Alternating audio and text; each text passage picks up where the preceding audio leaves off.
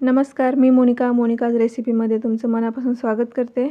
आज आपण नाशिकचा फेमस उलटा वडापाव किंवा पाववडा याची रेसिपी बघणार आहोत। खूप छान होते, मस्त बाहेर पाऊस पडतोय, छान गरम गरम भजीच्या ऐवजी काहीतरी वेगळं ट्राय करून बघा। चला तर मग सुरुवात करूया। इकडे पॅन गरम करत ठेवलाय, 1 चमचा तेल टाकलंय त्याच्यामध्ये। तेल गरम झालं की अर्धा चमचा मोहरी, अर्धा चमचा जिरं, 2-3 कढीपत्त्याची पानं, लाल तिखट, हळद आणि चाट मसाला टाकले। आणि आता हे 2 बटाटे मी बॉईल करून घेतले, त्याच्यात फोडी करून टाकले त्याच्यात। हे छान आपल्याला परतून घ्यायचे। ह्याच्यामध्ये चवीपुरतं मीठ घालायचे।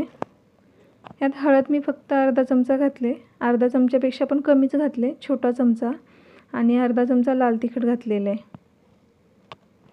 पाव चमचा चाट मसाला।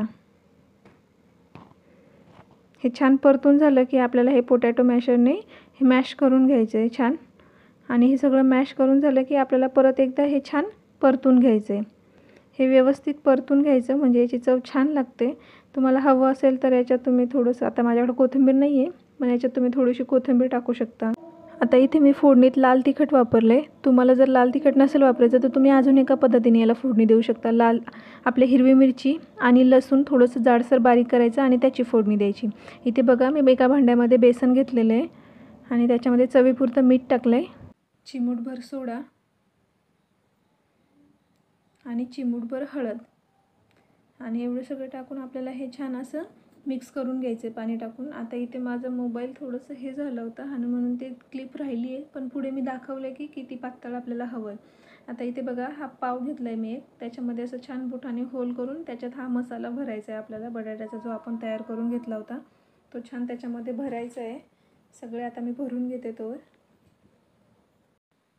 इथे बघा, एवढं पातळ आपल्याला हे पीठ हवं आहे। आणि आता याच्यामध्ये छान आपले हे पाव डीप करायचे आणि तेल गरम करत ठेवले, त्याच्यामध्ये फ्राय करायचे। आता हे फ्राय करताना गॅस खूप मोठा पण नाही करायचा आणि खूप कमी नाही करायचा, मीडियम टू हायमध्ये हे आपल्याला फ्राय करायचे। आणि तेल खूप जास्त गरम नको आहे आपल्याला आणि खूप थंड पण नको आहे, मीडियम तेल हवं आहे आपल्याला। हे छान मस्त दोन्ही बाजूने आलटून पलटून शेकून घ्यायचं आहे आपल्याला। हे बघा, आपला एक वडा तयार झाला आहे। आता दुसरा मी टाकला आहे, तो पण आपण छान फ्राय करून घेऊया। आणि मी हा फ्राय करते तोपर्यंत तुम्ही चॅनलला जाऊन लाईक, शेअर आणि सबस्क्राईब करायला विसरायचं नाही। तुमचा सपोर्ट पाहिजे काय। हे बघा, मी आता दुसरा पण वडा तळून घेते। छान असं बेसनामध्ये पूर्ण कोट करायचं आणि उलट्या बाजूने टाकायचं। जी वरची बाजू असते ना ब्राऊन कलरची, ती खाली करायची आणि नंतर ही बाजू, खालची बाजू वरती करायची। अशा पद्धतीने व्यवस्थित ते फ्राय करून घ्यायचे। हे बघा, माझा वडा हा पण फ्राय करून झाला आहे। आणि आता वडापाव म्हणा किंवा पाववडा म्हणा, सोबत हिरवी मिरची तर पाहिजेच, म्हणून इथे 2 हिरव्या मिरच्या पण फ्राय करून घेतल्यात। हे बघा, छान आपले वडे छान तयार झालेले आहेत। रेसिपी पूर्ण बघितल्याबद्दल धन्यवाद।